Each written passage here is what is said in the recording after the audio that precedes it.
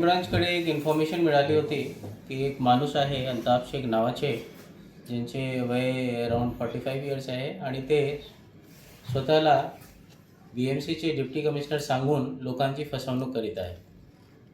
त्या इन्फॉर्मेशनच्या आधारावर आम्ही अजून त्यावर इन्क्वायरी केले आणि त्यानंतर त्यांना सापळा लावून पकडले. तर त्यांच्याकडून बरेच ओळखपत्र, तसेच विजिटिंग कार्ड्स, तसेच जे गव्हर्नमेंटचे बेकॉन लाईट असतो तो आहे, तसेच ऑथरायझेशन लेटर्स आहे, तसेच जे राजमुद्राचे स्टिकर्स आहे, तसेच महाराष्ट्र शासनचे आयडेंटिटी कार्ड त्यांनी एक ठेवलेले आहे.